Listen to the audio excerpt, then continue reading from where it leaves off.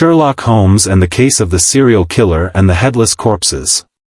Chapter 1, The Phantom of Whitechapel Street. There are nights when the city of London seems to hold its breath, as though the entire city is waiting for something it cannot yet name. It was a gloomy morning in early November, and a thick fog cloaked the crooked rooftops of the East End. Before the feeble rays of dawn could pierce through the grey clouds, a blood-curdling scream tore through the silence, echoing from a narrow alley tucked behind Whitechapel Street. It came from a woman selling fruit, who had just drawn back her curtain to see blood splattered across the cobblestone ground. The headless corpse lay face down, in a strange position as if crawling toward the crumbling fence wall. No sound, no footprints, only a decapitated body and a winding trail of blood, like a letter left unfinished. Scotland Yard arrived shortly afterward. Inspector Lestrade led the team, his face pale and his eyes betraying confusion. No identification, no signs of struggle, no witnesses. The killer had left nothing behind, except the cold void where the victim's head should have been. As news spread, the press competed for the most sensational headlines. Some dubbed the killer the Headless Phantom, others called it the return of Jack the Ripper. The public was shaken. The police had only one option: summon Sherlock Holmes. I, Dr. John Watson, was sitting pensively by the fireplace at Baker Street when the mailman knocked. A thin envelope, sealed by the police department, bore a hastily scrawled message: urgent, Whitechapel case, Mr. Holmes' assistance required. Holmes was standing by the window, holding a small pair of binoculars, watching the pigeons perched on the chimney opposite. He didn't turn around as I handed him the letter, but his voice rang out, cold and clear. Watson, have you ever noticed how pigeons tend to fly off when rain approaches from the northeast? I frowned, not yet answering when Holmes opened the envelope, skimmed through the contents, and nodded. This time it's Whitechapel. A headless body. No footprints, no witnesses, no leads. A killer with a method, almost as if delivering a message. We must leave immediately. The scene was not for the faint of heart.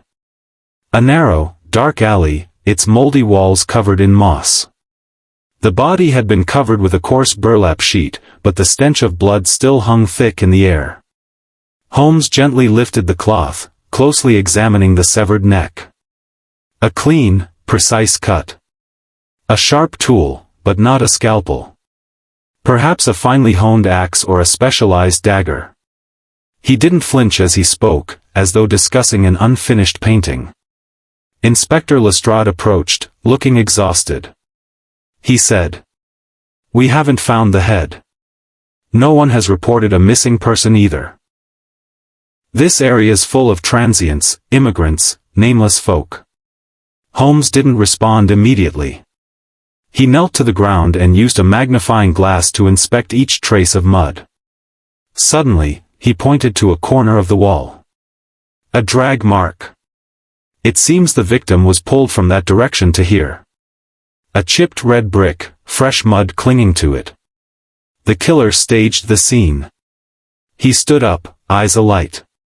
"Watson, we need to visit the morgue. And after that, the old library on Aldgate Street. We're not facing a mere murderer, but someone telling a story through death." The morgue was as cold as the Thames in winter. Holmes examined the remains, paying special attention to the hands. There were calluses on the tips of the right thumb and index finger, signs of someone who regularly held a pen or delicate instrument. A thin tear ran across the left palm, not from a knife, but likely from wire.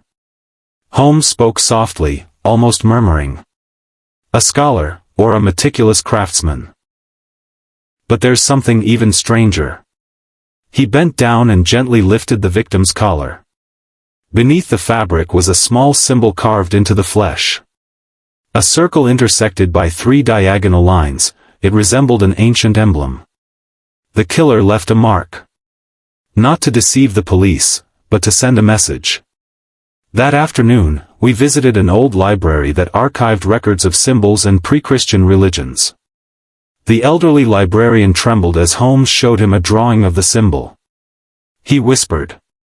"This is the mark of the Silent Harmony sect, an ancient cult band in the 14th century. They believed the soul resided where the voice begins, in the throat.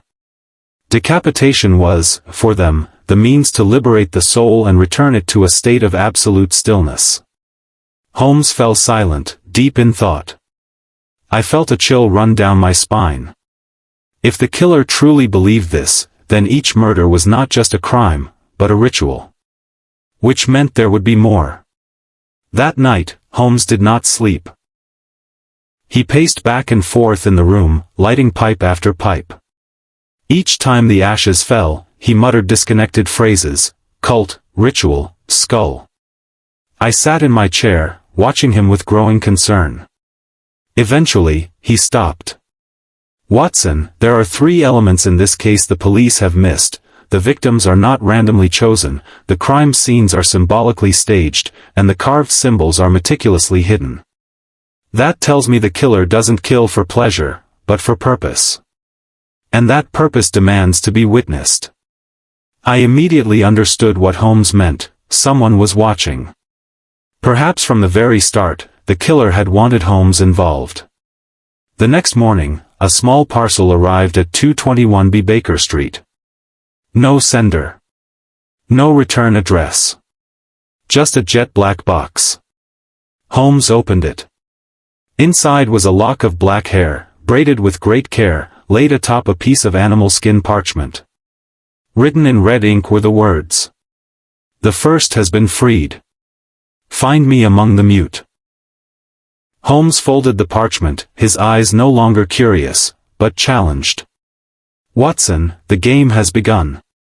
And this time, he doesn't merely want to kill. He wants a stage. And we're standing in the center of his tragedy." When we returned to Whitechapel to question nearby residents, an old match seller recalled seeing a man in a long black cloak standing beneath a gas lamp shortly before the body was discovered. His face was hidden, but he was tall, thin, and walked with a slight limp. He stood there for a long time, as if waiting for something. Holmes immediately suggested checking nearby medical facilities for anyone with a leg injury or deformity. We also had the symbol from the victim's neck redrawn and circulated through official records. Soon, a startling discovery emerged. 3 years ago, a man had been expelled from a linguistic research institute for making extreme claims that language was the shackle of the soul. He had studied ancient beliefs extensively, particularly forbidden rites. His name was Alaric Meyer.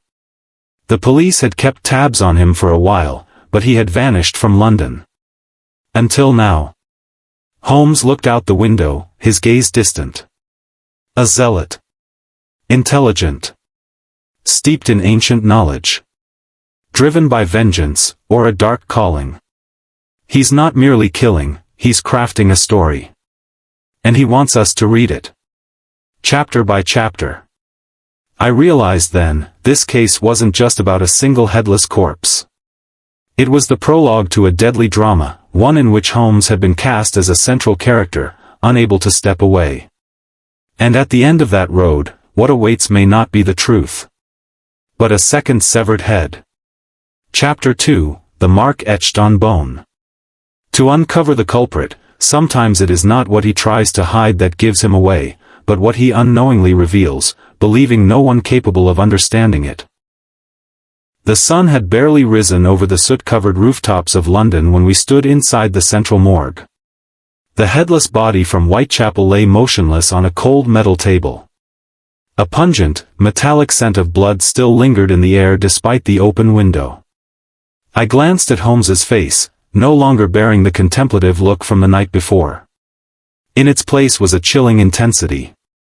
He wore gloves, carefully peeled back the bandages from the corpse, and gently turned the neck, where a portion of the exposed vertebra was visible.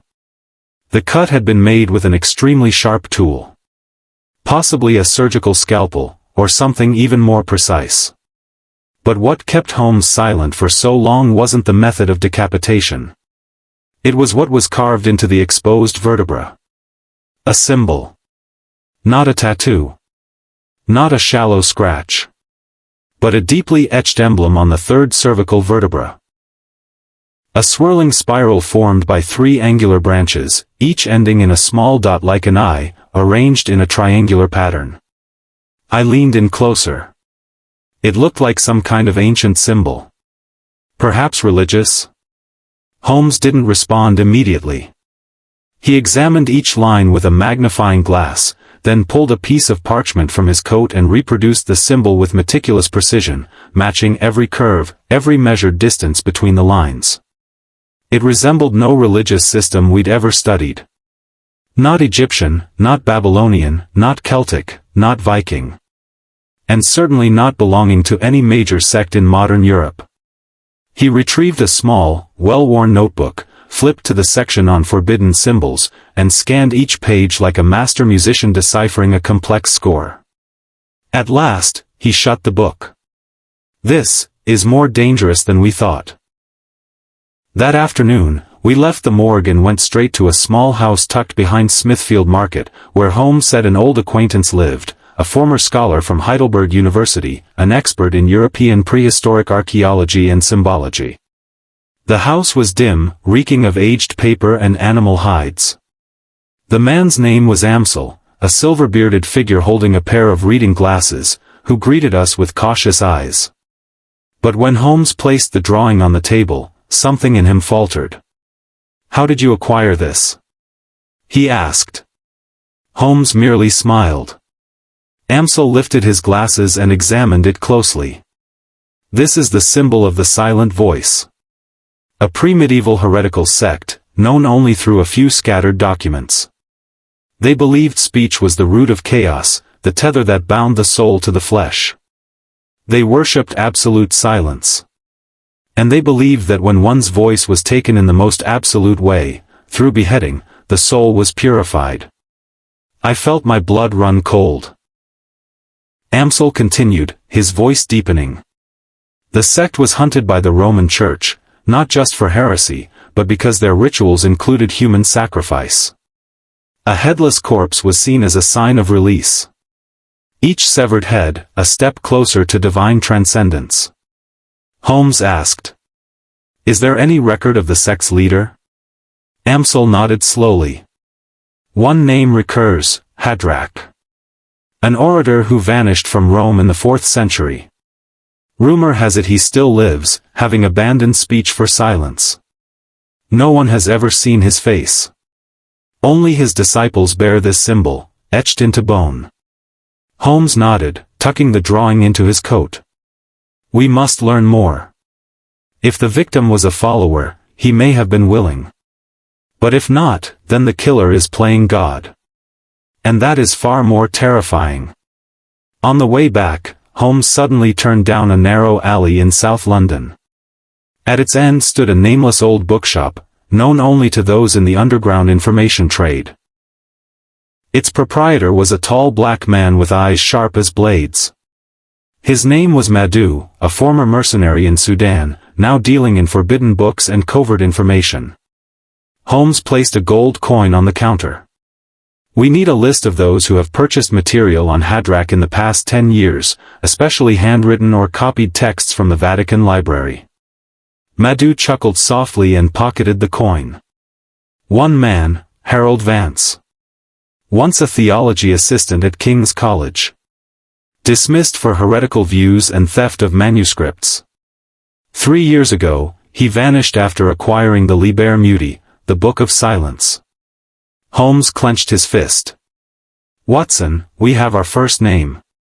3 days later, a second body was found in Spitalfields, also headless, but this time suspended by a rope tied around the ankles, blood dripping into a circle on the ground below.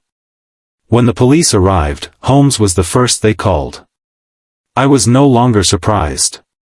But this time, Holmes didn't go straight to the body. He studied the ground. The ropes. The trail of blood. Then he ordered the corpse to be lowered and the outer garments removed. Another symbol. Still a 3-pronged spiral, but now, a broken line extended into the center. Holmes went still. Not the same killer. Or, the same one, but following a sequence. The symbols are evolving. Each murder is a subsequent ritual. I asked quietly. Then that means, there will be more? Holmes didn't answer. But I knew what he was thinking. It wasn't about the number of victims. It was about the when and where. The murders were not random. Each one was a chapter. A scripture. And we were reading it in blood. That night, Holmes sat by the window for 3 hours, silent. Only when the clock struck 3 did he speak. Watson, if one believes that killing is a sacred right, then each death must bear meaning. The location must matter. The act must follow a cycle. He stepped to the desk and spread a map of London. Whitechapel. Spitalfields. Where else holds ancient significance? I thought for a moment, then said. Clerkenwell. Once the center of the Knights Templars monastic order. Holmes nodded. Then that is where we go next. At dawn the next day, we arrived at the ruins of an abandoned monastery in Clerkenwell. Crumbling stones, decayed corridors, and the stench of damp rot lingered in every crevice. Holmes carried nothing but his pipe, a magnifying glass, and a small cane, inside which was hidden a short blade. We waited. At precisely 3 o'clock, footsteps echoed. A man in a black cloak, limping. He dragged a heavy cloth bag across the stone, the sound screeching like coal scraping iron. Holmes whispered. Don't move. Just observe. The man knelt in the main hall, drew a circle in white powder, and placed the bag in the center. Then, he pulled out a head. The eyes still open. The mouth sewn shut with black thread. And on the forehead, the same symbol, now complete. Holmes grasped my arm and whispered. The final symbol. He's completed the cycle. And now, he will choose a successor. We didn't catch him that night. But Holmes saw his face. It was not Harold Vance, but someone else. A disciple? A successor? Worse still, the man had seen Holmes. Before leaving, he looked directly at the pillar where we were hiding. His eyes held no fear, only something eerily close to invitation. Holmes spoke slowly. He doesn't want to hide. He wants us to follow. And that symbol, it's not just a ritual. It's a sign for us. A summons to the final game. I clenched my fist. A game played in blood, in skulls, and in belief that death might free the soul. Madness, disguised as scholarship and ceremony. And we had stepped right into its heart. Chapter 3, Clues in the Mist-Shrouded Tavern. To see through darkness, one doesn't always need sharp eyes, but a mind that never forgets. After the failed ambush at the abandoned monastery in Clerkenwell, Holmes became more silent than usual. Not because the man had escaped, but because of something else, the final symbol. A 3-part circle, complete, connecting all branches to a single center point. Holmes had redrawn it on paper dozens of times through the night, as if trying to strip from it a secret no one had ever uncovered. Then suddenly he said, "We need to go to the Mist Barrel." I frowned. It was an old tavern on the edge of the East London docks, forever shrouded in cigarette smoke and morning fog. A place frequented by sailors, and where men often forgot who they were after a few glasses of cloudy whiskey. Holmes moved quickly through the moss-covered alleyway, saying nothing more. But I understood, this wasn't his first time there. And clearly, this place was connected to either the victim or the killer. The Mist Barrel lay wedged between 2 decaying warehouses. The exterior was rusted and overgrown, like something forgotten amid a city trying to reinvent itself. But the interior was different. Every corner was meticulously cleaned and arranged with an oddly precise order. There was no music. Only the sound of chairs scraping and the wind slipping through rotted wooden cracks. Holmes walked straight to the bar and nodded to the silver-bearded innkeeper. The man didn't ask anything, merely gestured to the farthest corner, where a man sat alone, back turned to the door, head slightly bowed. Holmes whispered. "They call him Silas." Silas was a blind man. His eyes were half closed, as if sleeping. His face was lined with scars, and his shirt collar buttoned all the way up as though hiding something. In front of him sat an untouched glass of liquor and a pocket watch, its hands missing.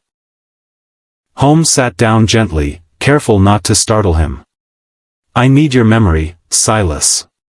The man opened his eyes, two cloudy sockets, yet strangely full of life. His voice rose, dry as burning paper. "Nothing in this world is free, not even memories." Holmes didn't hesitate. He placed a gold coin on the table. But Silas shook his head. "Not gold. I want a true voice." Holmes nodded. "Very well. I'll speak, and you listen. If it sounds right, give me a nod." Holmes began recounting: the headless corpse in Whitechapel, the carved symbol on the vertebra, the cult that worshipped silence, the name Hadrach, and the bloody rituals. Silas remained perfectly still through it all. Only when Holmes mentioned this tavern did the old man tilt his head slightly. Holmes continued. "Someone said the victim had been here before. Harold Vance. Have you heard that name?" Silas didn't reply right away. Then he lifted his glass and tapped it gently on the table 3 times. Holmes understood. That was his way of saying yes. And then, Silas began to speak. A voice steady and calm, like wind weaving through the years. 3 months ago, a man came here every Wednesday night. Never drank. Never spoke. Always sat right where you're sitting now. He'd place his hands on the table as if reading an invisible scripture. He had a small box. Whenever he opened it, there was a faint sound, metal brushing metal. One time, he dropped it. A small piece of metal skittered across the floor and struck my foot. I picked it up. It was a small knife, its hilt engraved with a triple spiral. Holmes tilted his head slightly. "And what else do you remember?" Silas nodded. "He always came after the rain. Always with wet feet. Carried the scent of ash. Once, as he was leaving, I heard him whisper a strange phrase." Holmes leaned in.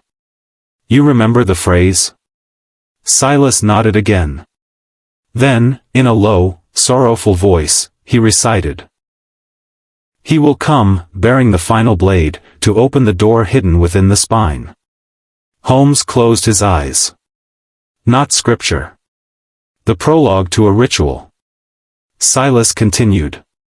"One night, he wasn't alone. He brought a younger man, voice trembling, as if forced to be there. The conversation was brief, but I remember every word. The young man said, 'I can't. I don't want to.' He replied, 'If you do not offer your soul, you will remain a body that speaks. And speech is a chain.'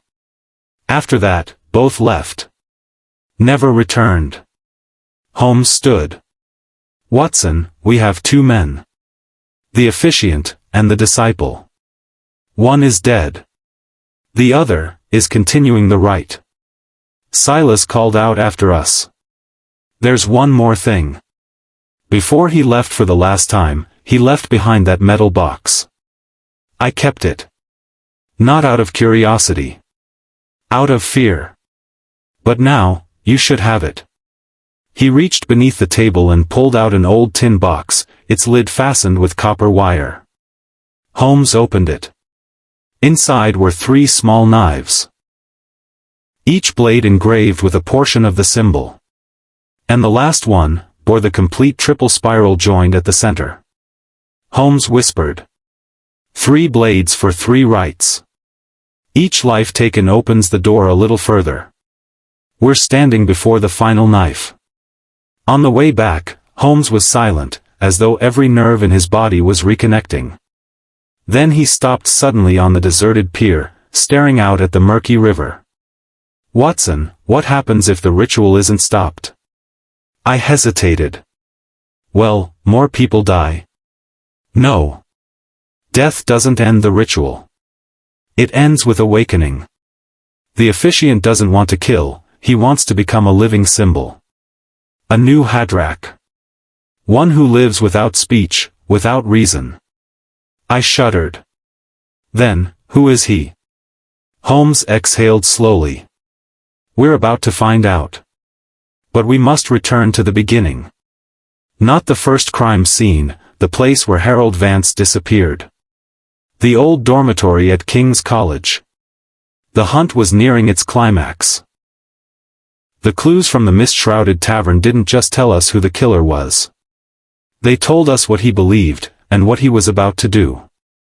Now, every second mattered. And the killer was no longer hiding. He was leading us, through each corpse, each symbol, each spoken phrase, like herding prey into a maze. A maze with no exit. Chapter 4, The Letter Without a Sender. To walk into darkness without being consumed, one must learn to let the light shine from within. The morning drizzle cast a gloomy veil over the already somber Baker Street. I sat by the window, sipping a cup of cold tea, my eyes unable to leave the metal box containing the 3 knives Holmes had brought back from the Mist Barrel pub. The blades weren't just sharp, they carried something beyond their physical form, a ritual of blood, a crime yet to reach its peak, and a deadly message. Holmes was different. He sat motionless like a statue amidst the clutter of books, his gaze fixed on a map of London spread across the table. 3 red marks indicated 3 locations: Whitechapel, the Clerkenwell Monastery, and the pub by the docks. Each point, a corpse. Each corpse, a symbol. Then, there was a knock at the door. The knock wasn't decisive like a postman's, nor hasty like a stranger's. It came in 3 even taps, then silence. I went to open the door, only to find an envelope neatly placed on the step. No one in sight. No hurried footsteps. Only the scent of damp rain and a vague chill from nowhere in particular. Holmes took the envelope without a word.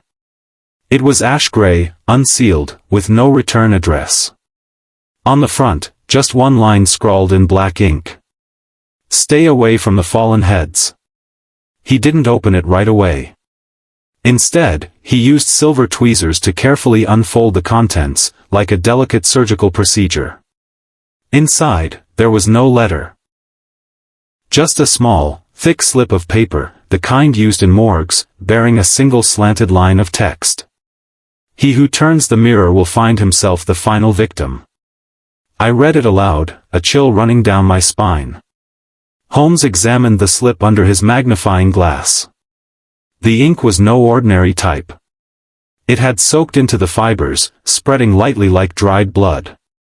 The paper had been torn from an old notebook, the kind once issued to guards by the police in the previous century. I spoke up. "What does it mean? Turning the mirror? Becoming the final victim?" Holmes didn't answer. But I noticed a change in his expression. Subtle, faint, but unmistakably anxious. That night, Holmes didn't eat dinner. Nor did he smoke. He stood by the window for 2 full hours, eyes gazing through the misty condensation clinging to the glass. Suddenly, he turned, his voice low.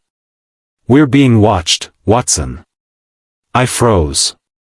"You're sure?" Holmes nodded. 3 days ago it began.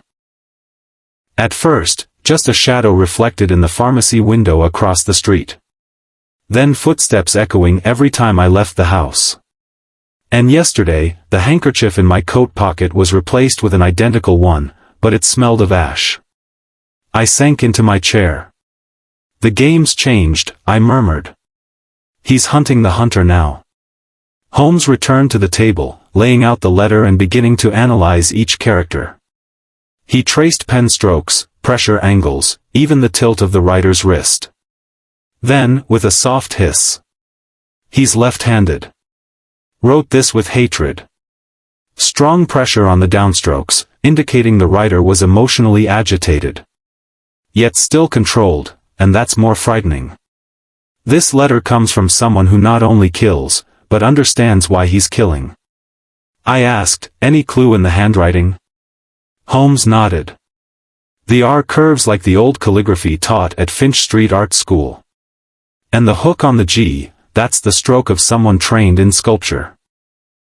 Those students, according to records, were taught to carve letters into stone and bone, like what we saw etched into the spine. I was stunned. So he's an artist? No.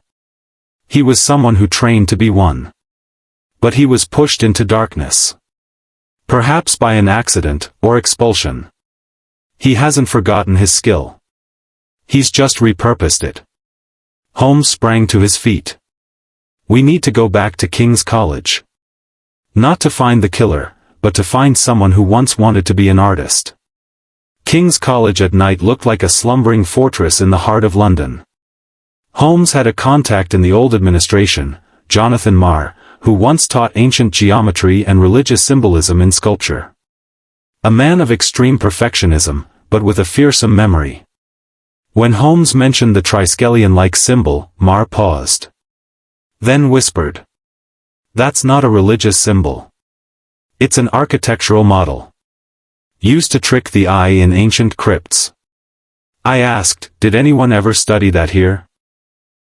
Marr nodded, stepped to his bookshelf, and pulled out the file of a student expelled 4 years prior. Lucien Rowe. Sculpture major. Specialized in human bones and ancient anatomical models. Expelled for abnormal behavior, he once snuck into the morgue and stole a cadaver to carve a sample. Holmes clenched his fists. Rowe is the one behind the severed heads. He doesn't kill to kill. He carves them into maps. Each vertebra, each symbol, is a piece leading to something greater. Perhaps what he calls the door. Returning to Baker Street, Holmes found something waiting on the table.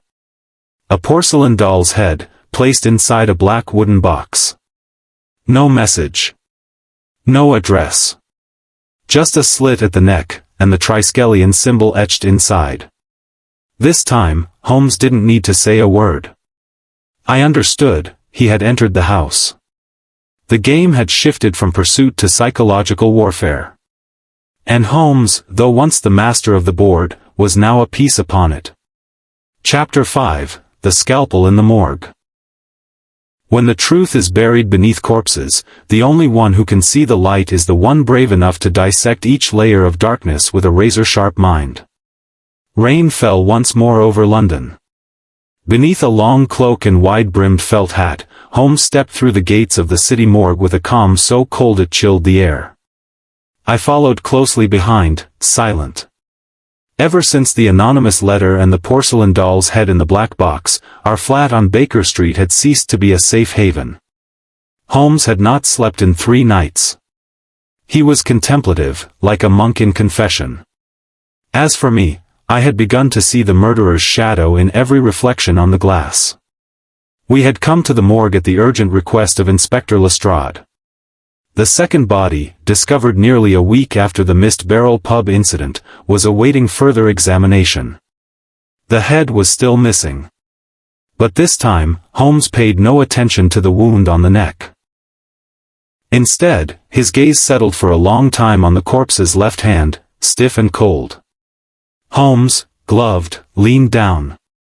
Using a thin metal instrument, he gently pried open the clenched fingers.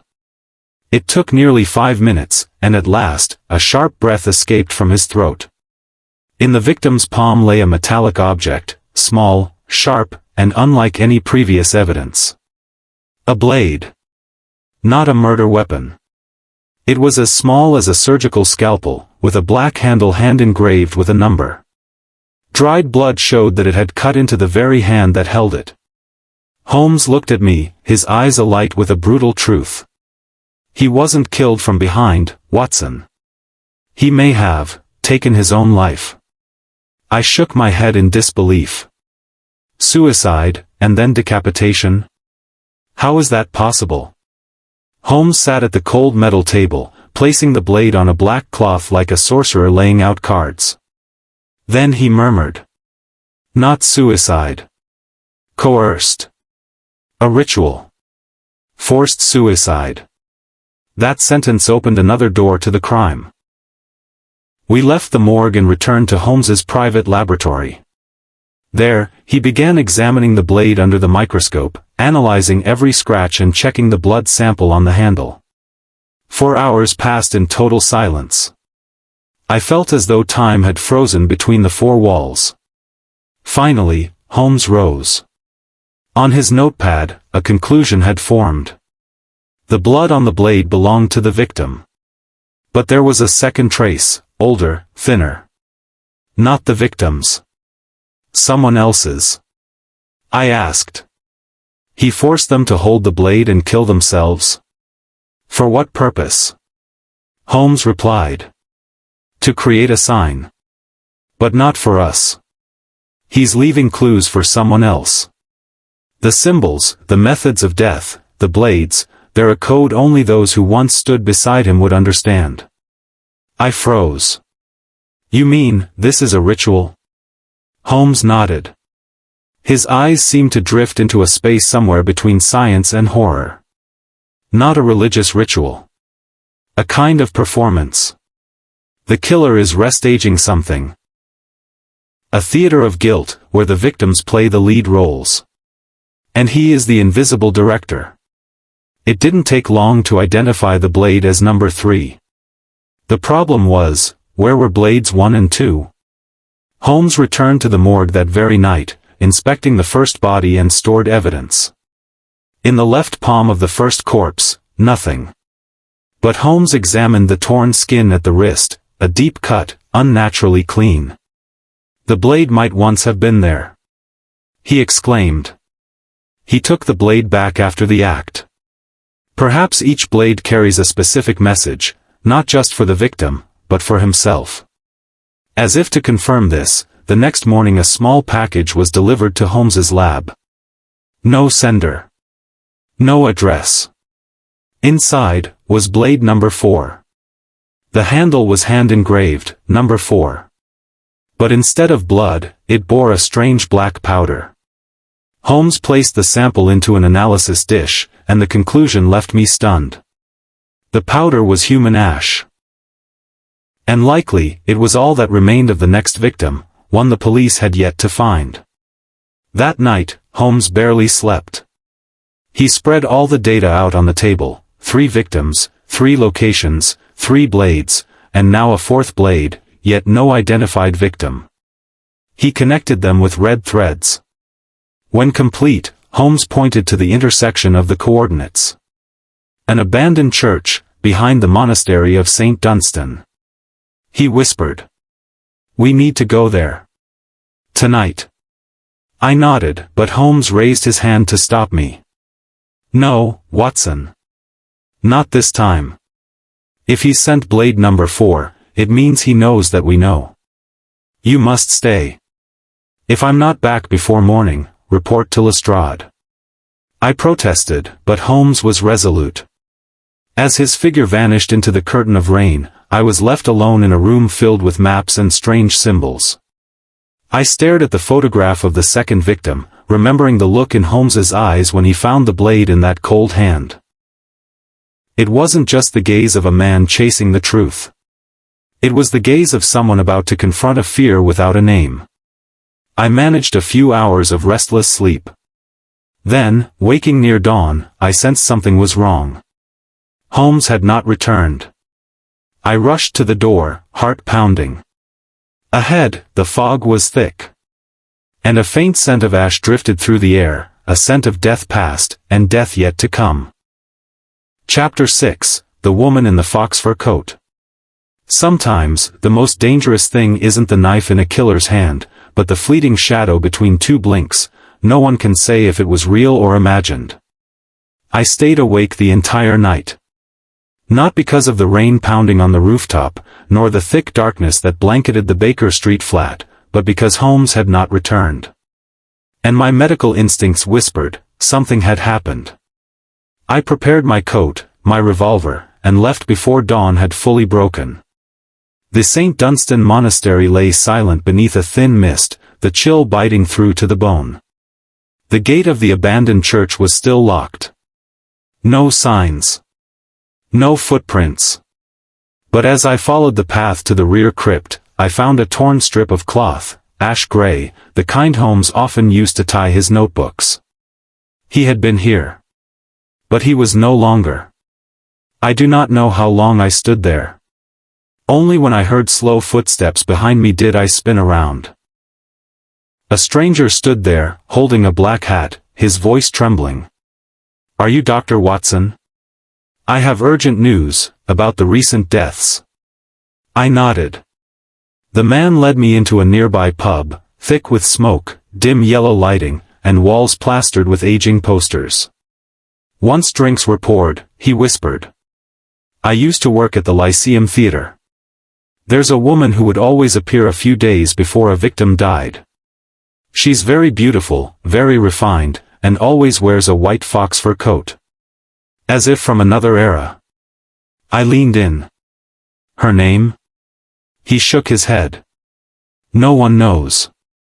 She never says much. But strangely, every time I tried to follow her, she vanished like mist." I asked, "When did you last see her?" He replied slowly. 3 nights ago. And the next morning, the police found a headless body nearby.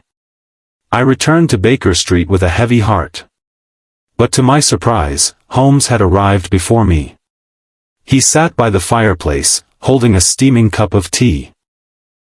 His eyes were sunken from lack of sleep, but his expression was sharper than ever. I asked urgently, "Where did you go? Were you hurt? Did you find anything?" Holmes answered curtly, "I'm fine. And I found a ghost." I froze. Holmes pulled from his coat pocket a scrap of white velvet, soft, with a strangely fragrant scent, and clinging to it were a few fine hairs. "Fox fur," he said. "I saw her. At the monastery gate. But as I stepped forward, she vanished, dissolving into the mist." I pressed. "Are you sure she was real, not some hallucination?" Holmes gave a faint smile. "I'm not one prone to delusion, Watson. But she left no footprints, no sign of motion, not even a sound. As if she had never existed at all."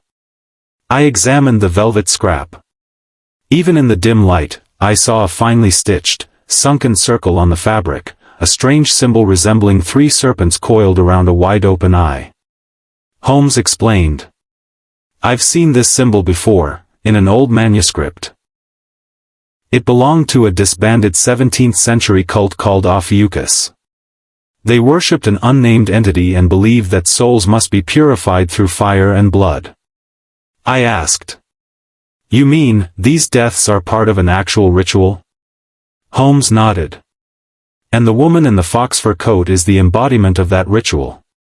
Not the killer, but the one who chooses the victims. The one who leads them to their end." We decided to retrace the victims' last known movements. A common point emerged, the Lyceum Theatre. All 3 victims had been there within 10 days prior to their deaths. And on the night in question, there had been a performance of an ancient Greek tragedy. Holmes and I blended into the audience. As the lights dimmed and the stage remained dark, Holmes whispered, "If she's here, Watson, she won't sit close. Darkness is her ally." I scanned the back rows. Far right corner, there sat a white figure, perfectly still. Fox fur. I made to stand, but Holmes grabbed my arm. "No. She's watching. Let her believe we don't know." We waited. The first act ended, dim lighting swept across the audience. The white figure was gone. I rushed toward the back, down narrow aisles, opening doors. Holmes followed. But all that remained was a faint trace of perfume, and a torn piece of sheet music on the floor. Holmes picked it up and examined the handwritten script. "Snakes and blood." Moon and wind. The next one sits in row 8. I froze. Row 8 was where I had been sitting. Holmes snatched the note, his brow furrowed. He's provoking us. She didn't vanish, she's protected. There's a network shielding her. And perhaps the Ophiuchus cult has returned, in a new form. I asked. Then what do we do now? Holmes spoke each word deliberately. We don't chase her anymore. We let her come to us. The following night, Holmes laid out a strange plan. He would withdraw from the case, informing Lestrade that he was giving up. Simultaneously, we would spread the news that I had left the city. We hoped that, if the enemy believed no one was watching, they would emerge to complete the unfinished ritual. And indeed, just 3 days later, a woman in a fox fur coat walked into Morgan & Sons Tailors, the workplace of the third victim. Holmes, disguised as an elderly tailor, watched from behind a curtain. She selected a white scarf and left behind a letter sewn into the pocket of a newly ordered coat. Once she was gone, Holmes opened the letter. Inside was a series of dates, times, locations, and a name, Basil Cartwright. Once the head of the acting troupe at the Lyceum, who had mysteriously vanished 2 years prior. Holmes looked at me, his voice low. We are about to step into the heart of the storm. And she, the woman in the fox fur coat, is not the destination, but the key that will open the door to an ancient nightmare now awakening. Chapter 7, The Bloodstain in the Sealed Library. A locked room is never without an entrance. The problem lies in the fact that someone decided the person inside would not live long enough to open the door again. This death was an entirely different kind of music. It was unlike the crudely decapitated corpses of the first 3 cases.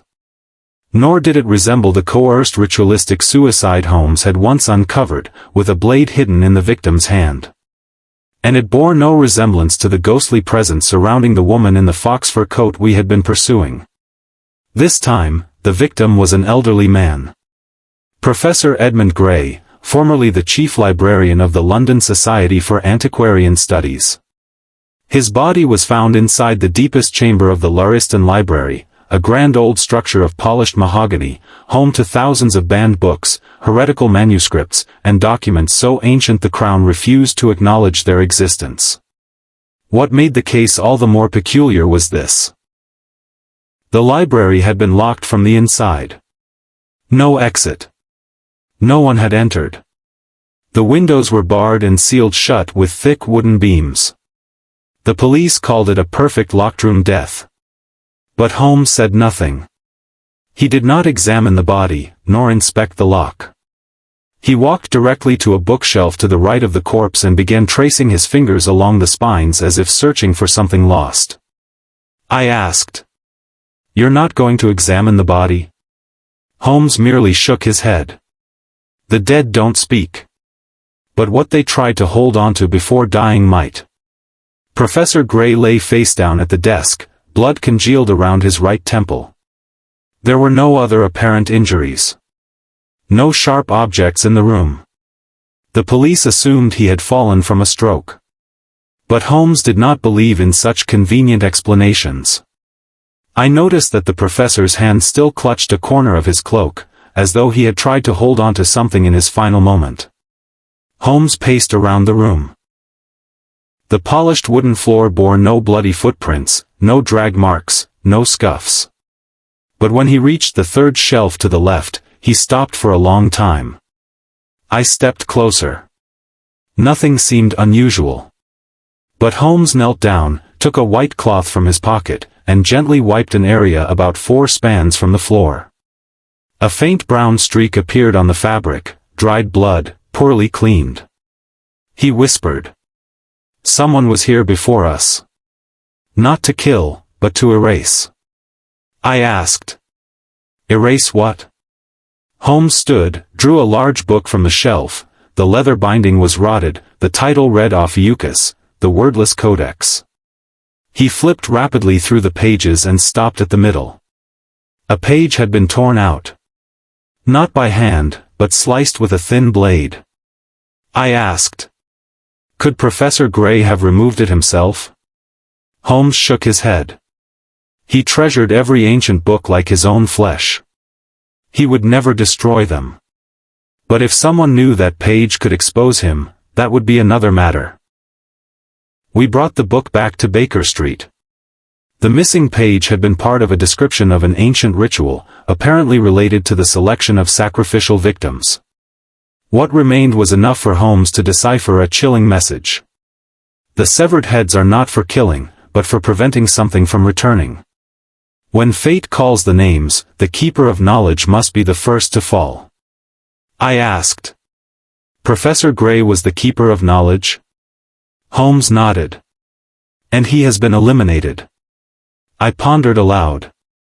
But why the Lauriston Library? And who could bypass such a sealed system? Holmes answered without hesitation. No one bypassed it. The killer was already inside. I was stunned. What do you mean? Holmes pointed to the inner side of the door. The Lauriston Library has a hidden wall compartment. I read a description of it in the journal of a former librarian.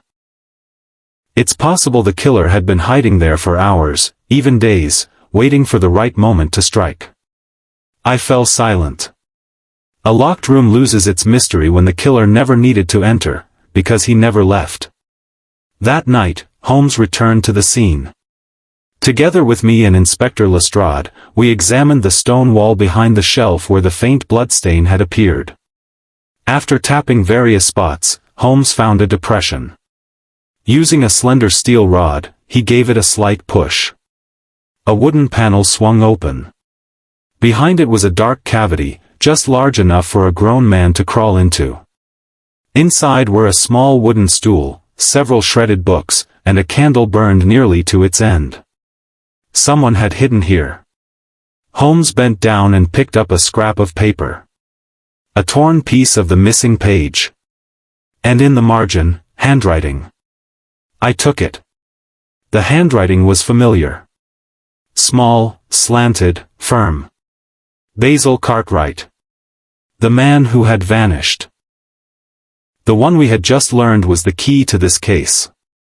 Holmes, as if reignited, spread out a map of London, marking every related location, the victims' residences, the sites where bodies had been found, the places where the woman in the fox fur coat had appeared, and now, the Lauriston Library. A strange diagonal path emerged. Each point connected to form a distorted pentagon. At its center lay St. Augustine's Square, once the ceremonial heart of an ancient cult, burned to the ground by royal decree 2 centuries ago. Holmes concluded. He's reconstructing an ancient ritual. Each victim isn't just a sacrifice, they're pillars. When the 5 pillars are complete, the sealing rite will be fulfilled. I whispered. And if that's true, there's still one victim left. Holmes turned to me, eyes sharp. No. 2. I exclaimed. 2? He nodded. The 6th will be blood. The 7th will be knowledge. Just as the Codex foretold. The end won't come with fire, but with the destruction of understanding. My voice trembled. Who is knowledge? Holmes did not answer. But his eyes lingered for a long time on the notebook resting on the table, the one where he recorded every detail of the case. I asked nothing further. Because I already understood. And in that moment, for the first time, I saw that Sherlock Holmes' eyes no longer held the cold glint of steel, but something else, resignation. Chapter 8, Following the Trail of the Missing Codex.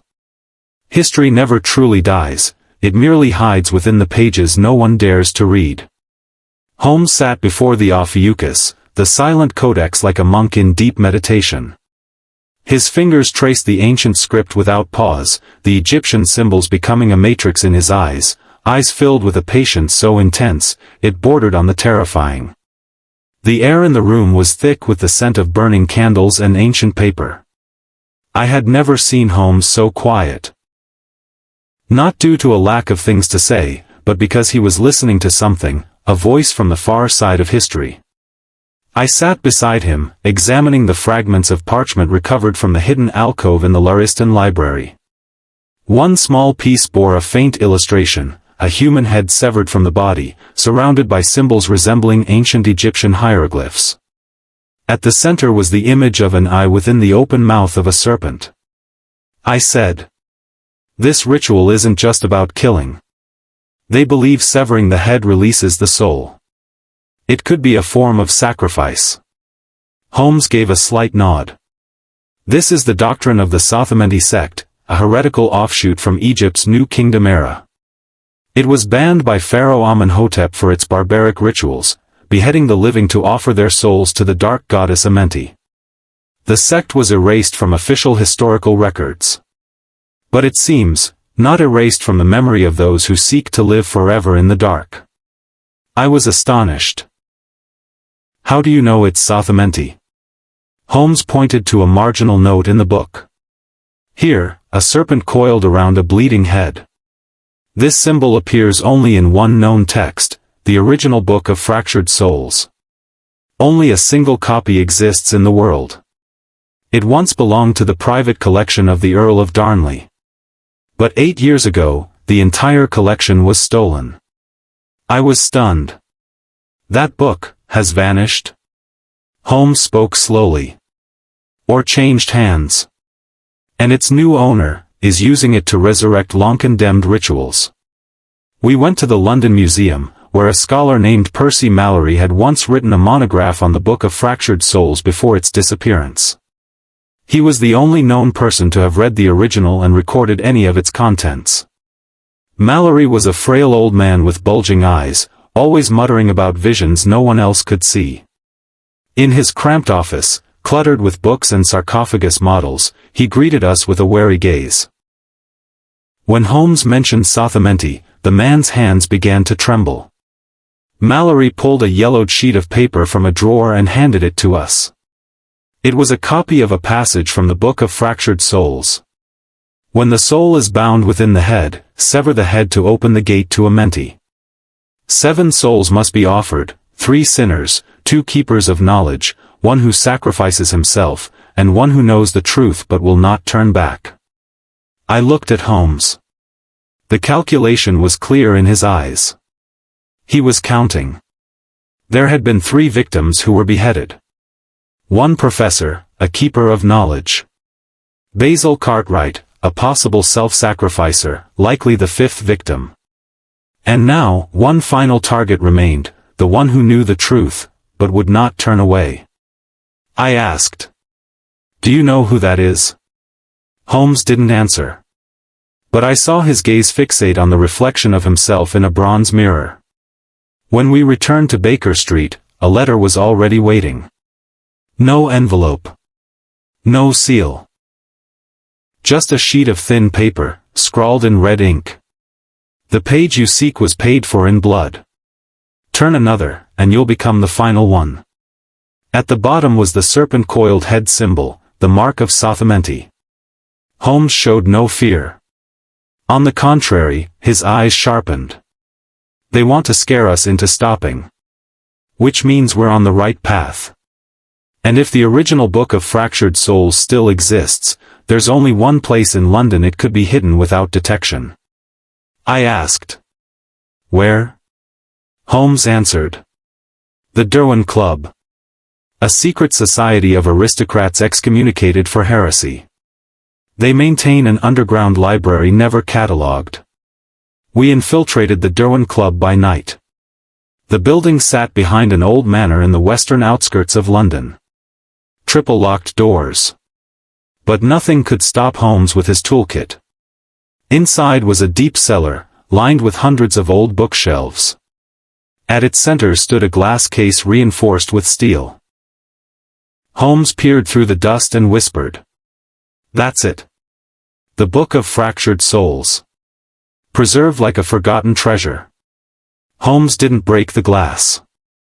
He drew a slender metal rod from his coat, inserted it into the lock, and turned it precisely 8 times. The case clicked open. We opened the book. The missing page matched the torn one from the Lariston library. But there was an additional annotation, written in archaic English, like a message left for a successor. When 7 souls pass the gate, blood will flow against time. The one bound to reason, shall be the one to open the door. Holmes frowned. They don't just want the ritual to succeed.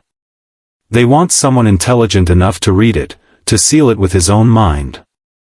A sacrifice, who understands the right. Not me. But. He turned to me, his voice low. You, Watson. I was stunned. Holmes gazed at me for a long while, then said. Of everyone involved, only you have touched every facet of the case and survived. You are the one who recorded every detail. You carry within you every piece of the ritual. The mastermind needs a witness, a mind that knows it all, to serve as the final lock. I stepped back. That's impossible. But I knew he was right. I was the unnoticed fragment. Yet I was the only one who had seen it all.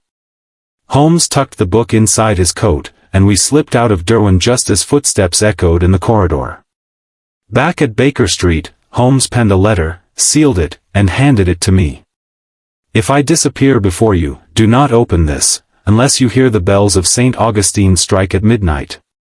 I took it, my hands trembling. Holmes looked at me intently. The game is not over. But the players are no longer us. Chapter 9, The Midnight Gathering. To uncover the deepest truth, one must sometimes descend into the darkest depths, where evil needs no disguise, for it is worshipped as a god. Highgate at night was a vivid painting of death and stillness, as if every soul was listening, waiting. The graves stood silent, tall grass entwined the moss-covered stone statues. The gray moon, dusted with what seemed like blood, cast a cold light on the stone path that led deep into the cemetery's heart. Holmes moved through the darkness, hunched over, cane in hand, long silver hair cascading down. An old beggar. No one paid attention to such a figure. It was the perfect disguise. He stood pressed against the shadow of a large tomb, waiting. When the clock struck 12, a bell rang out from afar. From different directions, silent figures emerged. They wore black cloaks with hoods pulled low, moving without sound, as if gliding on mist rather than walking the earth. Holmes followed them along a hidden path between 2 statues of wingless angels. A crypt door opened. The cloaked figures quietly entered. Not a word. No light. Only cold air and the acrid scent of incense burned from the ashes of corpses. Holmes slipped in last. He breathed slowly, voice low, pressing himself to the damp stone wall. Inside the crypt was a circular chamber with a low ceiling, dimly lit by small flame basins placed evenly around the perimeter. In the center stood a stone altar carved into the shape of a giant human skull. Upon it lay 4 heads, 3 human, 1 that of a goat. The thick scent of iron blood clung to the air. One cloaked figure stepped forward, his voice raspy like wine through an open grave. Faithful ones, tonight is the 5th night. 4 heads have fallen, 3 keepers of knowledge, 1 who gave himself. Now, we enter the night of preparation. In 3 days, the harvester will come. His blade severs all boundaries. His blood, when spilled, shall open the gate to the silent rift, where souls no longer suffer, where death is offered up, where time stands still. A chorus rang out from the gathered circle. Balhadad, the harvester, he who brings the head to the source. Holmes froze. That name, Balhadad, was not Egyptian. It came from ancient Mesopotamia, a god of war and destruction, often depicted carrying skulls, walking over heaps of corpses. These rituals were no longer purely Egyptian. This was a grotesque fusion of ancient beliefs, a religion forged from the distortion of every terror mankind had ever known. The leader continued. The book has returned. And the final reader has appeared. He cannot turn back. He is the seal that will open the gate. When his blood touches the final page, the 7 souls will dissolve into darkness, and Balhadad shall step forth from the silent rift. Another asked. And the intruder? The one named Holmes? The leader raised a skeletal hand. He draws near. But he is not the chosen. He is the unwarranted shadow. When the final night arrives, we shall offer him up as a redundant blade, not to kill, but for Lord Ball to gnaw upon his defiance. Holmes swallowed dryly. They didn't just know he was investigating. They saw him as part of the ritual, an element to be crushed, a symbol of their triumph. And the one they called the chosen, none other than Watson. The ceremony ended with a strange dance. The cloaked ones circled the altar, their hands raised in rhythm with a drumbeat that came from a bronze urn. No one played the drum, its sound throbbed like a heartbeat from within the earth. Holmes retreated silently from the crypt. Outside, he went straight to the small forest behind Highgate, where I was waiting. I stepped from the shadows, eyes filled with worry. Holmes removed his wig and spoke softly. They're calling something older than Egypt. Something that existed before man knew how to write, how to fear, how to beg. Its name is Balhadad, he who devours souls through the cut of the throat. And you, Watson, they chose you long ago. I shuddered. Why me? Holmes was silent for a moment, then said. Because you're the only one who carries all the memories, the fear, the witness, and the belief. Those are the catalysts. In ancient rites, someone like you is the neutral gate, neither good nor evil, simply a recorder. They need someone like that to open the passage between worlds. I clenched my fists. Can we stop them? Holmes looked toward the graveyard, now sinking once more into darkness. We have 3 days. If not, my head, then yours, will rest upon that altar. For the next 2 days, Holmes pursued every trace of those who attended the gathering. Clues led to noble bloodlines long extinct, missing scholars, mysterious businessmen who owned ancient printing presses, even excommunicated priests. Each of them had studied forbidden texts. The Breath Codex of Babylon, the Jade Scrolls of Fushi, the Black Book beneath the lake. They were not believers. They were seekers of eternal death, those who sought to merge forgotten rituals like a tailor stitching together the devil's robe. Holmes murmured. They're not looking for life. They're chasing facelessness, a state where the soul exists without form, without pain, without memory. I asked. And Balhadad? Holmes looked me in the eye. Not a god. A living symbol, one man, or perhaps a group, using that name to deify a series of mass murders. I said firmly. Then we must stop the ritual. We must reclaim control of the final page. Holmes nodded. And I knew, the final night was drawing near. Chapter 10, Watson is kidnapped. Danger does not only come from deadly traces, it also lurks in the shadows, striking when we feel safest. Holmes was deep into his investigation, steadily piecing together the threads of the Balhadad cult, when disaster struck. On a gloomy afternoon, the door of 221B Baker Street rattled. Someone had delivered a letter. Holmes opened it and could barely believe his eyes, a coarse envelope with no postmark, containing a black-and-white photograph developed from a negative film. The image was lifeless, yet deeply disturbing. A weathered wooden box had been opened, revealing what appeared to be the severed head of a man. The hair was disheveled, the face twisted in anguish. Holmes's hands trembled as he held it. He immediately recognized the hair, the familiar wound. It was Watson. His chest tightened, his heart pounded. But upon closer inspection, Holmes realized the incisions on the head weren't real. It was a fake, an exquisitely crafted replica. Someone was playing a cruel game of cat and mouse, taunting him with the most horrifying image imaginable. Holmes rushed to my room, where I had been immersed in analyzing ancient texts, and spoke in a voice halfway between a shout and a plea. Watson, they've already kidnapped you. This is a warning." I was silent, my head spinning. While Holmes was investigating, they had chosen me, the easier target, to force Holmes to retreat. It wasn't the first time I had been in danger, but this time was different. Holmes took out a small flashlight, inspecting every detail in the photo. The wooden box appeared to be made from high-grade ebony, rare and hard to find in London. The cuts on the fake head must have been made by a master sculptor, intended to shock and intimidate. He thought to himself, "This is more than a threat, it's a message.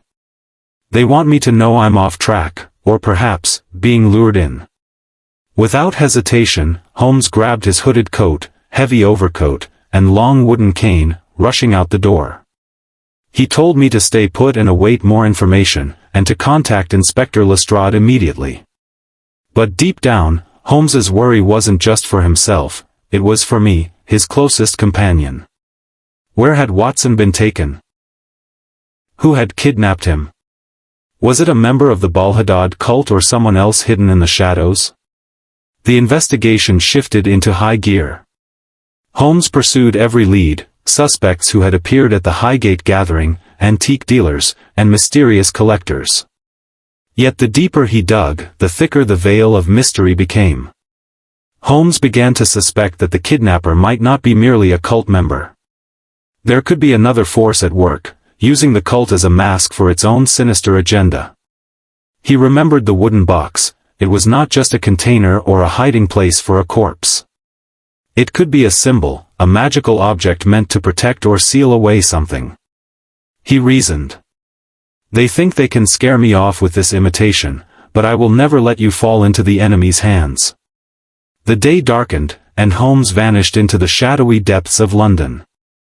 I, Watson, though imprisoned, could not forget the moments we had shared, memories that became my strength to endure and believe.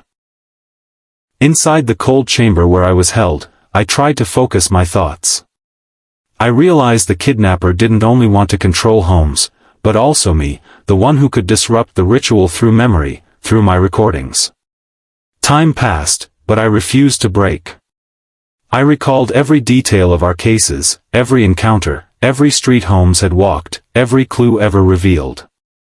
Then one night, in the darkness, I heard a sound. Was it someone coming to rescue me? Or a trap? Outside, Holmes had located the kidnapper's hideout, an abandoned warehouse deep in the East End docks. He crept inside, where the air was thick with tension, shallow breathing, heavy footsteps echoing faintly. Holmes knew that if he didn't act swiftly, I might become the next victim in the horrific ritual the Balhadad cult was preparing. Inside the warehouse, he found dry bloodstains on the floor. The smell of gunpowder and charred wood lingered, a sign of a recent struggle. Then, he saw me. Bound tightly but still conscious, eyes burning with unwavering resolve. The rescue was swift but tense. Holmes used his cunning and experience to outwit the guards and called in the police. I was released, exhausted, but alive. Holmes exhaled in relief. They tried to frighten me with a false image, but we didn't fall for it. I nodded, gripping his hand. We'll walk this path to the end, together. But it wasn't over. The photo had only been the opening move in a far darker game. The stakes were rising, and the price of truth might be steeper than life itself. Holmes gazed out the window, eyes as sharp as blades. Tonight, Balhadad will not only demand my head or yours. He will demand our souls. Chapter 11, The Hunt for the Twisted Anatomist. Even the sharpest intellect can be consumed by darkness if driven by a sick obsession. After the terrifying kidnapping, Holmes refused to fall into confusion or uncertainty. The clues led him to a former anatomist whose name had once shaken the London medical community years ago. This man had his medical license revoked for conducting unethical experiments on corpses and was labeled a pervert who delighted in toying with life and death. Holmes stood before the gate of an old mansion deep in the suburbs, once the secret laboratory of this doctor. The atmosphere was gloomy, with walls covered in moss and windows made of multiple layers of frosted glass, making the place feel like a prison in the heart of a bustling city. From the moment he gathered information about this doctor, Holmes knew he was facing an intellect rivaling his own, perhaps even more twisted and ruthless.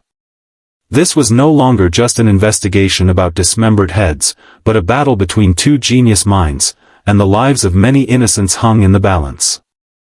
Holmes closed his eyes, inhaled the damp, musty air, then gently pushed open the old wooden door and stepped inside.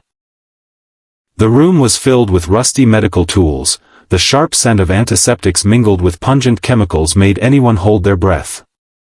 He approached an abandoned dissection table, on which a few handwritten notes and grotesque anatomical sketches remained.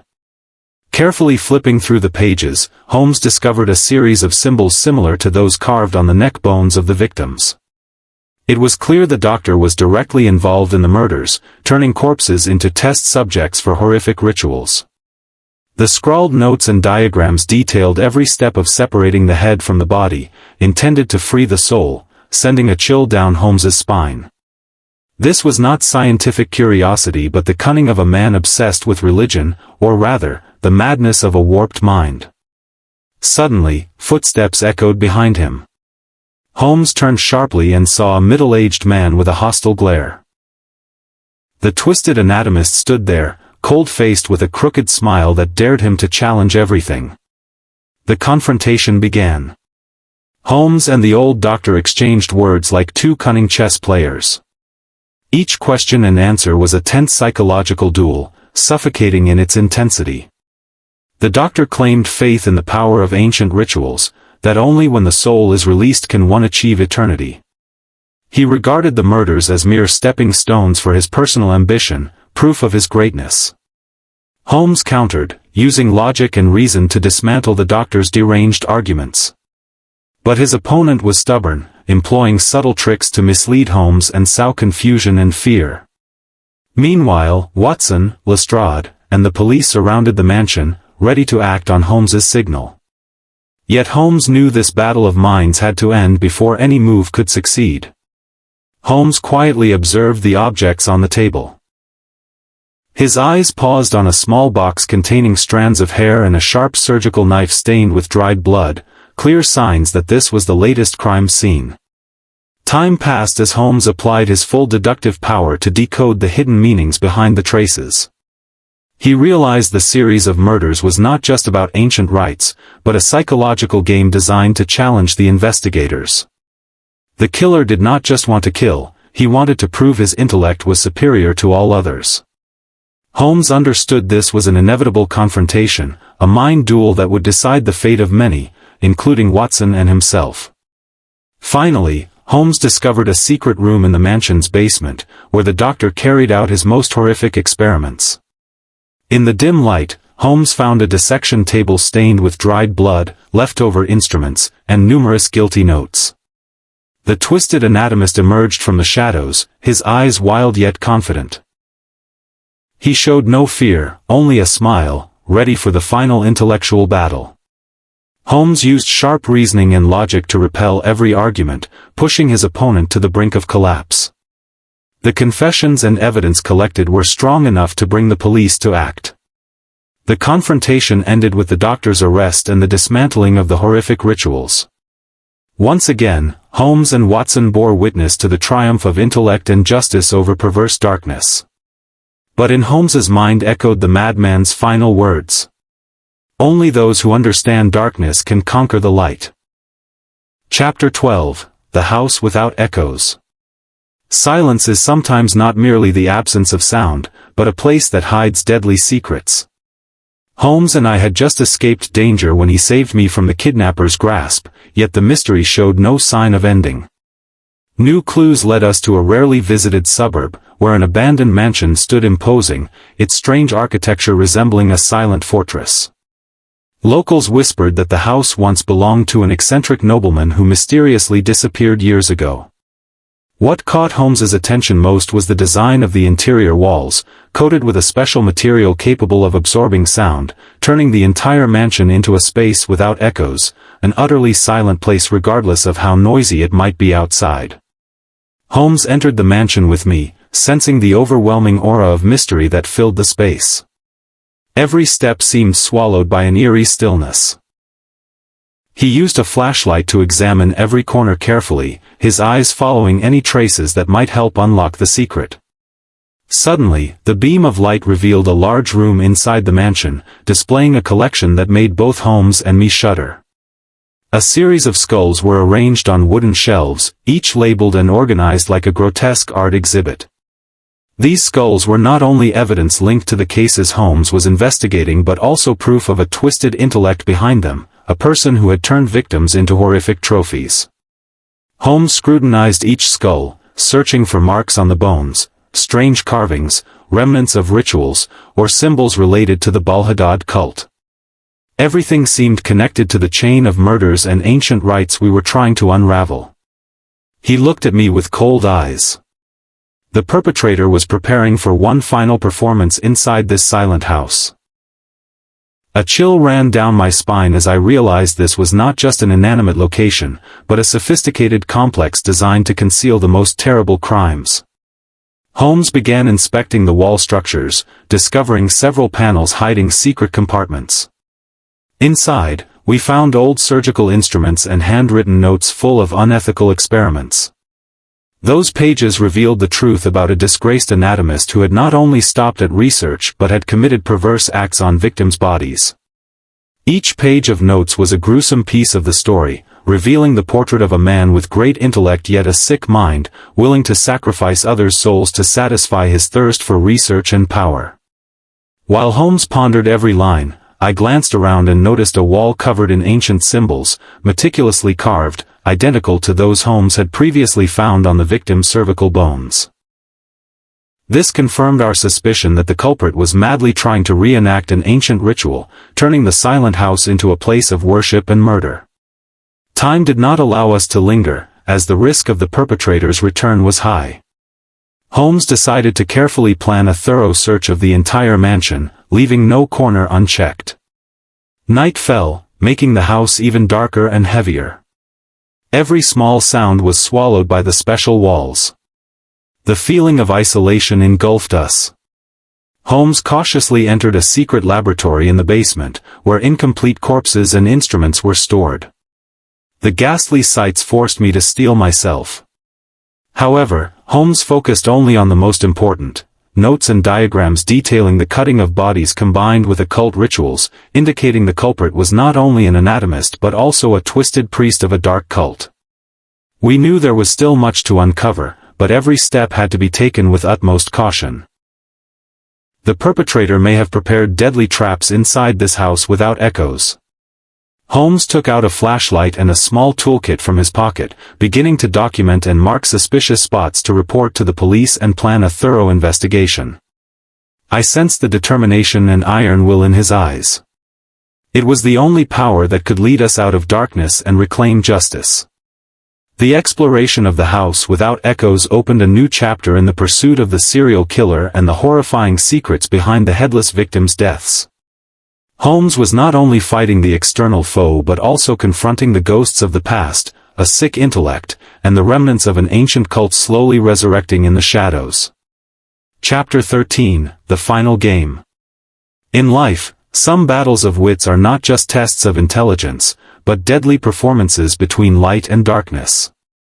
That night, the sky over London was grey and heavy rain fell like the city's sorrowful tears. The damp air made every sound clearer, from the wind howling through the winding alleys to the hurried footsteps of passers-by. Holmes stood in the shadows, gripping his binoculars tightly, his eyes fixed on the window of an old mansion perched on a hill, reported to be the final destination of the serial killer. Weeks of investigation had finally led here, to the place where Holmes believed the haunting chain of headless bodies would end. The mysterious pieces were coming together, and now Holmes was preparing to trap the culprit using the very clues he had left behind. Throughout the night, Holmes and I set up a sophisticated trap, coordinating with the local police to monitor every nook and cranny of the area. We knew the killer was not only intelligent but also ruthless, capable of striking at any moment. Holmes whispered to me in his characteristic hoarse voice, every detail was now under control.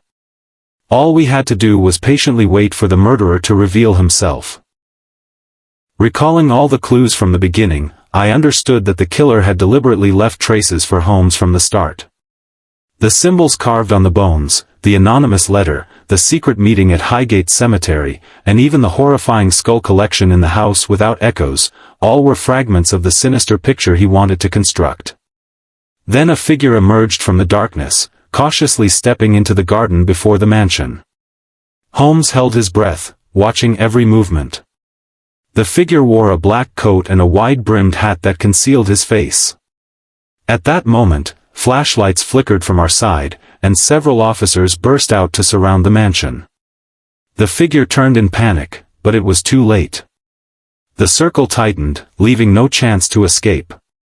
Holmes stepped forward, his gaze sharp and cold, recognizing the person before him, a figure no one had suspected, a once trusted companion among the elite, the mastermind behind all these horrific crimes. The betrayal sent chills down my spine. The killer was not an unknown stranger but a man of keen intellect and hidden power, skilled in manipulating everything from behind the scenes. As he was led away to the police car, Holmes explained to me and the officers the trap he had set. The symbols on the bones, the notes, and even the warning letter were all intricately designed signs to lure the murderer into the open. We also discovered that the killer had intentionally orchestrated the crimes to conceal his true motive, a dreadful plot to revive the ancient Balhadad cult, with the beheading rituals meant to free the soul. The evidence Holmes gathered shattered the long-standing web hiding the truth and unveiled dark secrets buried deep within the city's power structures. I looked at Holmes, silently admiring his perseverance and sharp insight. On that cold, rainy night, the light of justice had shone through the darkest shadows. The serial killer was caught, but the story left many reflections on the complexity of crime and the depths of human intellect. The final game had ended, yet the lessons of vigilance, caution, and faith in justice echoed on forever. Chapter 14, Case Closed, The Silence of the Skulls. In life, sometimes the greatest truths are hidden in the deepest silence. The case of the serial killer with the headless bodies had come to a close, yet unanswered questions still smoldered in both Holmes's and my mind, like wounds not yet fully healed. Although the culprit had been apprehended, the vague shadows surrounding his motives, the truths behind the rituals, and the underground network continued to haunt our thoughts. Holmes sat in his study at 221B Baker Street, the faint glow of an oil lamp casting a thoughtful light over his face. I knew that for him, every case was not merely a story with an ending but a series of profound lessons about humanity and society. In his hands was a small wooden box containing specimens collected from the crime scenes, ancient skulls once regarded as evidence of beheading rituals intended to free the soul, practiced by the old cult we had suspected. But Holmes remained uncertain whether the killer truly believed in these rites or simply exploited ancient superstitions to cloak his brutal deeds. The mixture of superstition and psychopathy painted a complex picture, one difficult to judge by ordinary means. The prolonged interrogation of the suspect revealed to us that he did not act alone. There were others behind the scenes, anonymous figures who played roles in supporting and shielding these cruel acts. Holmes emphasized that the case was just the tip of the iceberg, and the search for accomplices was still ongoing. I recalled the times I followed Holmes to mysterious locations, the midnight meetings at Highgate Cemetery, and the house without echoes with its eerie skull collection. Each place carried a chilling atmosphere, prompting me to wonder about the existence of a dark force rising above law and morality. On some nights, Holmes would sit quietly, sipping tea, his gaze distant as if peering through space and time. He said little, but I understood that his mind always circled around a profound question, whether the silence of those skulls held the true answer to the nature of humanity and evil. Under the dim light, Holmes uttered a phrase that stayed with me: in silence, sometimes we hear the most profound sounds of truth. The case was closed, but the journey of uncovering and confronting the darkness within the human soul never truly ends. Holmes and I, each in our own way, continued our lives bearing the scars of the past, yet ever ready to face new mysteries, with an unextinguished faith in justice and truth.